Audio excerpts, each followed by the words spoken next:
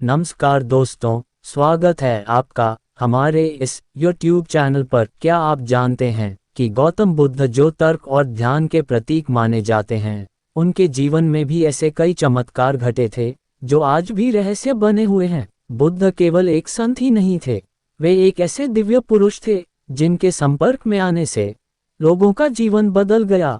आज हम आपको बताएंगे 7 ऐसी चमत्कारी घटनाएं जिन्हें जानकर आप न सिर्फ चौंक जाएंगे, बल्कि आपके अंदर श्रद्धा और विश्वास की लौ भी प्रज्वलित हो जाएगी।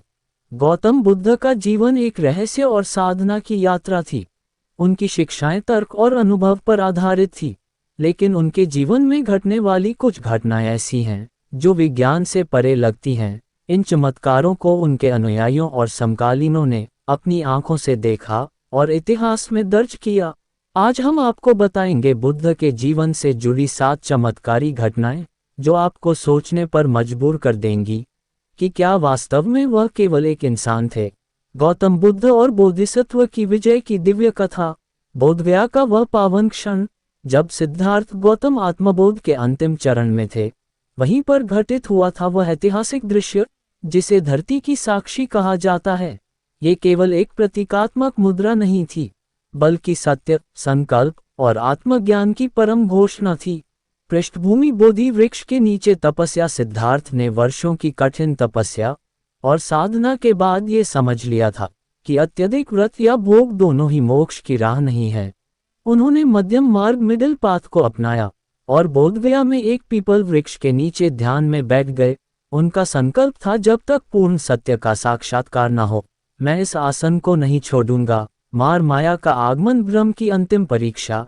जैसे ही सिद्धार्थ अंतिम बिंदु पर पहुंचे, भीतर का ज्ञान पूर्ण होने को था, तभी मार, जो कि अज्ञान, अहंकार और भ्रम का प्रतीक है, प्रकट हुआ। मार ने अपने पूरे बल, माया और मोह के साधनों से सिद्धार्थ को विचलित करने की कोशिश की। उसने सुंदर अप्सराओं को भेजा, भयंकर डरावने रूप दिखाए और फिर एक अंतिम चाल चली। मार का प्रश्न, तुम कौन हो? मार ने सिद्धार्थ से पूछा, तुम ये दावा कैसे कर सकते हो कि तुम सत्य के अधिकारी हो, इस आत्मज्ञान के योग्य हो? तुम्हारे पास कौन है जो इसकी गवाही दे? ये प्रश्न केवल एक चुनौती नहीं था, यह उनके संपूर्ण जीवन की परीक्षा थी। धरती को छूना, बोधिसत्व की मौन घोषणा। सिद्धार्थ ने कोई उत्तर नहीं दिया, उन्होंने बस अपना दायां हाथ नीचे किया और धरती को छू लिया। यही मुद्रा कहलाती है भूमि स्पर्श मुद्रा, अर्थ टचिंग जेस्चर। ये संकेत था कि यह पृथ्वी, यह संपूर्ण सृष्टि मेरे सत्य की साक्षी है। उन्होंने कहा, मैंने जन्मों तक परिश्रम किया है, तप किया है, दया और करुणा का मार्ग अपनाया है, और यह धरती मेरी साक्षी है। अंगुलीमाल का हृदय परिवर्तन, हिंसा की ओर एक अद्भुत यात्रा। गौतम बुद्ध और एक खूनी डाकू की करुणा में बदलती कहानी।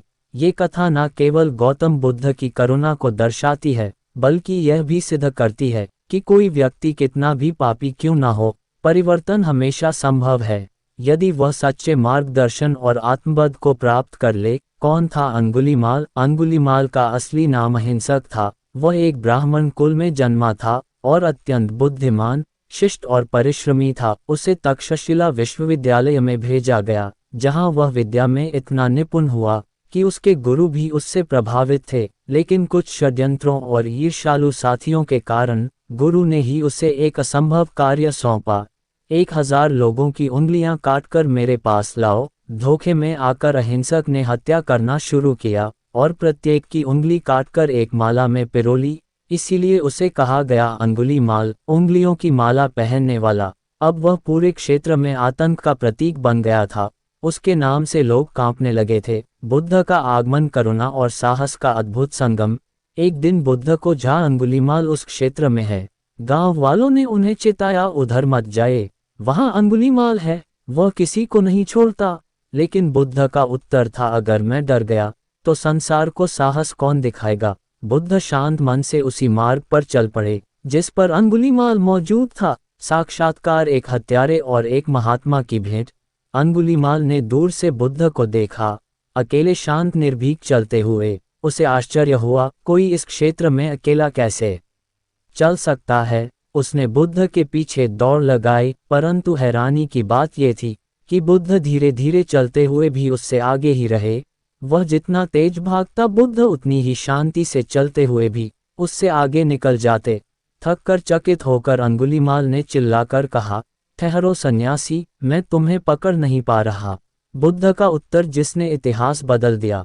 बुद्ध मुस्कुराए और कहा, मैं तो बहुत पहले ही ठहर गया हूँ अंगुलीमाल, तू कब रुकेगा? ये शब्द बिजली की तरह अंगुलीमाल के हृदय में गूंज उठे। मैं तो क्रोध, हिंसा, घृणा और अज्ञान से रुक चुका हूँ, अब तू कब रुकेगा? ये शब्द केवल शब्द नहीं थे, वे सत्य, करुणा और आत्मबोध से भरपूर थे। अंगुलीमाल जैसे एक क्षण के लिए जड़ हो गया। उसके अंदर का तूफान थम गया। बर्फ पर कमल खिलना, जब अहंकार पिघला और करुणा प्रकट हुई। गौतम बुद्ध की करुणा से प्रेरित एक चमत्कारी घटना, ये कथा उस समय की है जब भगवान बुद्ध हिमालय क्षेत्र की ओर गए थे।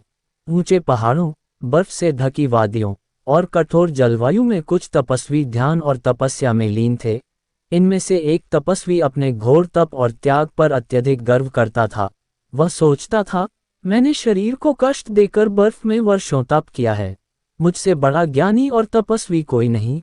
उसका शरीर तो स्थिर था, लेकिन मन में अहंकार की आग जल रही थी। अपने आसपास किसी के लिए करुणा, प्रेम या विनम्रता नहीं रखी थी। बुद्ध का आगमन शीतलता और चेतना के साथ।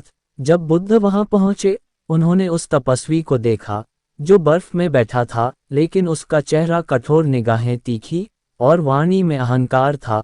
बुद्ध मुस्कुराए और पास जाकर बोले, तुमने बर्फ में शरीर को कठोर किया है, लेकिन क्या हृदय को भी जरा बना लिया है? तपस्वी ने उत्तर दिया, मैंने वर्षों तप किया है, बर्फ में ध्यान लगाया है, इससे बड़ा त्याग और क्या हो सकता है? बुद्ध ने शांति से कहा, जहाँ करुणा नहीं वहाँ तप नहीं, जहाँ अहंकार है वहाँ बर्फ की तरह जमी हुई चेतना है, लेकिन जहाँ करुणा है वहाँ जीवन है, वहीं गर्माहट है, वहीं कमल खिलते हैं। चमत्कार, जब बर्फ पर कमल खिला। बुद्ध के शब्द बर्फ से भी ठंडे लेकिन भीतर से गर्म थे। शांत, सरल और सत्य तपस्वी भीतर से हिल गया। उसके भीतर एक कंपन हुआ। वो समझ गया कि उसका वर्षों का तप केवल शरीर का था, आत्मा का नहीं। उसी क्षण कहते हैं, उस कठोर बर्फ पर एक सुंदर कमल खिला। यह कोई सामान्य कमल नहीं था, ये था बुद्ध की करुणा, तपस्वी के अहंकार के पिघलने और चेतना के जागरण का प्रतीक। प्यासा हाथी और बुद्ध का आशीर्वाद, करुणा की शक्ति का जीवंत प्रमाण। एक हिंसक जानवर कैसे बुद्ध की करुणा से शांत हुआ। ये घटना उन दिनों की है जब गौतम बुद्ध मगध राज्य में अपने शिष्यों के साथ विचरण कर रहे थे। गर्मी का मौसम था और एक बड़ा हाथी जो लंबे समय से प्यासा था, जंगल से भटककर एक गांव की ओर आ गया। प्यास और पीड़ा से बेचैन हाथी उग्र और हिंसक हो गया था। वह दौड़ता, चिल्लाता और जो भी सामने आता उसे कुचल देता। लोग भयभीत होकर अपने घरों में छुप गए। मंदिरों और दुकानों के द्वार बंद हो गए। हर कोई बस यही प्रार्थना कर रहा था, कोई इसे रोक ले। बुद्ध का आगमन शांति की एक किरण। गांव में अफरा-तफरी मची थी। तभी किसी ने कहा, बुद्ध इस गांव में पधारे हैं। गांव वालों ने उनसे निवेदन किया, भगवान कृपया आप कहीं छिप जाए, वह हाथी बहुत खतरनाक है, वह किसी को नहीं छोड़ता। लेकिन बुद्ध ने शांत भाव से कहा, हाथी प्यासा है, परेशान है, वह कोई राक्षस नहीं, बस एक पीड़ित जीव है। बुद्ध उसी मार्ग पर आगे बढ़े जिस पर हाथी आ रहा था। साक्षात्कार, जब हिंसा और करुणा आमने सामने आए, हाथी गुस्से में दौड़ता हुआ बुद्ध की ओर बढ़ा। सभी ने अपनी आंखें बंद कर ली। सबको लगा कि अब कुछ भयानक होगा, लेकिन बुद्ध वहीं शांत स्थिर खड़े रहे। और जैसे ही हाथी उनके पास पहुंचा, बुद्ध ने हाथ उठाकर कहा, तुम भी मेरे बच्चे हो, शांत हो जाओ। उनके स्वर में ना डर था ना क्रोध, केवल करुणा, अपनापन और विश्वास था। चमत्कार, हिंसा का पिघलना। हाथी एकदम रुक गया। उसने बुद्ध की ओर देखा। पहली बार किसी ने उसे इस प्रेम और करुणा से देखा था। उसकी सांसें धीमी हो गई, उसकी आंखों में आंसू थे। वह शांत होकर बुद्ध के चरणों में बैठ गया, जैसे कोई भटका हुआ बालक अपनी मां की गोद में लौट आया हो। गांव वालों की आंखें खुली, जो लोग डर और घृणा में छिपे हुए थे। उन्होंने जब ये दृश्य देखा तो उनके दिल में भी करुणा की लहर दौड़ गई। उन्होंने समझा, डंडे, पत्थर और डर से नहीं, प्रेम और करुणा से ही सबसे बड़ा बदलाव आता है। बुद्ध का प्रकाशमय शरीर जब मानव रूप में ईश्वर प्रकट हुआ। बुद्ध के अंतिम उपदेश के समय का दिव्य चमत्कार। ये कथा उस अंतिम समय की है जब गौतम बुद्ध कुशीनगर में अपने जीवन के अंतिम उपदेश देने जा रहे थे। उनके चारों ओर हजारों शिष्य, राजा महाराज, ब्राह्मण, सामान्य जन और स्त्रियां एकत्र हुए थे। सभी जानते थे कि यह बुद्ध का महापरिनिर्वाण से पहले का अंतिम संदेश होगा। चारों ओर सन्नाटा था, लेकिन भीतर सभी के हृदय में एक कंपन था। क्या आज हमारे गुरु हमें छोड़ देंगे? प्रवचन प्रारंभ हुआ और प्रकाश फैलने लगा। बुद्ध शांत भाव से बोले, सभी संगठनशील वस्तुएं नाशवान हैं, अपनी मुक्ति के लिए स्वयं प्रयास करो। जैसे ही उन्होंने ये वाक्य बोले, वहां उपस्थित लोगों ने एक अद्भुत घटना देखी। बुद्ध का शरीर धीरे धीरे प्रकाशमान होने लगा। वह चमकने लगे, मानो कोई सूर्य उनके भीतर जाग उठा हो। उनके चारों ओर स्वर्णिम आभा फैल गई। उनका चेहरा तेज से दमक रहा था। नेत्रों से करुणा की किरणें निकल रही थी। देवता भी हुए नतमस्तक। ऐसा कहा जाता है कि उस क्षण केवल मनुष्य ही नहीं, देवता, गंधर्व और अप्सराएं भी वहां उपस्थित थी। स्वर्ग से फूलों की वर्षा होने लगी। पक्षी शांत हो गए, वायु मधुर हो गई और वृक्षों की पत्तियां थिरकने लगी, मानो प्रकृति भी नमन कर रही हो। लोगों ने कहा, ये कोई साधारण मनुष्य नहीं, ये स्वयं ईश्वर हैं, जिन्होंने मानव शरीर में जन्म लिया ताकि हमें राह दिखा सके। प्रकाश से परिपूर्ण विदाई, ना अंधकार ना भय। जब बुद्ध ने अंतिम शब्द कहे, उनका शरीर प्रकाश में विलीन होता गया। लेकिन वह प्रकाश केवल बाहर नहीं था, वह भीतर जागा हर उस व्यक्ति में जिसने उनके वचनों को समझा। बुद्ध ने शरीर त्यागा, लेकिन उनका प्रकाश, उनके विचार, उनका प्रेम, उनकी करुणा अमर हो गया। बच्चे की मृत्यु और बुद्ध की सीख। जब एक माँ ने जीवन का सबसे बड़ा सत्य जाना, मृत्यु की पीड़ा से करुणा और बोध की ओर यात्रा, ये घटना बुद्ध के जीवन की सबसे मार्मिक और शिक्षाप्रद कथाओं में से एक है। एक बार की बात है, एक माँ अपने मृत बच्चे को गोद में लिए रोती बिलखती बुद्ध के पास पहुंची। उसकी आंखों में आंसुओं की नदियां थीं और हृदय में केवल एक ही आग्रह, भगवान, मेरे बेटे को जीवित कर दीजिए। आप कृपा करें, आप तो चमत्कारी हैं, मुझे मेरा बच्चा लौटा दीजिए। बुद्ध का शांत उत्तर, करुणा में बसा ज्ञान। बुद्ध ने उसकी व्यथा को गहराई से सुना, लेकिन किसी चमत्कार की बात ना करके उन्होंने बड़े ही शांत और करुणापूर्ण स्वर में कहा, हाँ, मैं तुम्हारे बेटे को लौटा सकता हूँ, लेकिन एक शर्त है। माँ की आंखें चमक उठी, बताए, भगवान, मैं सब करूँगी। बुद्ध बोले, तुम पास के गांव में जाओ और उस घर से बस एक मुट्ठी सरसों के बीज ले आओ, लेकिन ध्यान रखना वह घर ऐसा होना चाहिए जहां कभी कोई मृत्यु ना हुई हो। सत्य की तलाश में माँ की यात्रा। वह माँ तुरंत गांव की ओर दौड़ी। पहले घर में गई, पूछा, क्या यहाँ किसी की मृत्यु कभी नहीं हुई? उत्तर मिला, यहाँ मेरे पिताजी नहीं रहे। दूसरे घर में पूछा, वहाँ किसी की पत्नी का निधन हुआ था? तीसरे, चौथे, पांचवा, हर घर में कोई ना कोई शोक की कहानी थी। वह सुबह से शाम तक घर घर जाती रही, लेकिन ऐसा कोई घर उसे नहीं मिला जहां मृत्यु ने दस्तक ना दी हो। बोध की जागृति, दुख में छिपी करुणा। आखिरकार थकी हारी वह स्त्री बुद्ध के पास लौट आई, लेकिन इस बार उसके हाथ खाली थे और आंखें भीगी थी, लेकिन शांत थी। उसने बुद्ध से कुछ नहीं मांगा, बस चुपचाप बैठ गई और कहा, भगवान, अब मैं समझ गई हूँ, मृत्यु सबका सत्य है। बुद्ध ने धीरे से कहा, मृत्यु से कोई नहीं बचा है, लेकिन पीड़ा को समझकर उसे अपनाकर ही हम मुक्ति की ओर बढ़ते हैं। नारी के स्पर्श से उपजी करुणा। जब बुद्ध ने एक पापिन को संत बना दिया। करुणा, समता और आत्मा की उज्जवल संभावना की कहानी। ये घटना उस युग की है जब समाज स्त्रियों को विशेष रूप से कठोर दृष्टि से देखता था, विशेषकर उन महिलाओं को जिन्हें समाज ने पापिन कहकर त्याग दिया था। ऐसी ही एक स्त्री थी, सुंदर लेकिन अपमानित, जिसे हर कोई तिरस्कार की दृष्टि से देखता था। उसका नाम आम्रपाली या किसी स्थान विशेष के अनुसार किसी अन्य नाम से उल्लेखित है, परंतु नाम से अधिक महत्वपूर्ण है उसकी कहानी। वह स्त्री बुद्ध की ख्याति सुनकर उनके पास आई। वह जानती थी कि यह संसार उसे तुच्छ और अपवित्र मानता है, लेकिन उसने सुना था कि बुद्ध की दृष्टि सब पर समान है, चाहे वह राजा हो या भिक्षुक, गृहस्थ हो या पतिता। समाज का विरोध और बुद्ध की करुणा। जब वह स्त्री बुद्ध के पास पहुंची तो आसपास के भिक्षु घबरा गए। कुछ ने उसे दूर भगाने की कोशिश की। तू यहाँ क्यों आई है? तू इस पवित्र संघ में कैसे आ सकती है? तेरा छूना भी पाप है।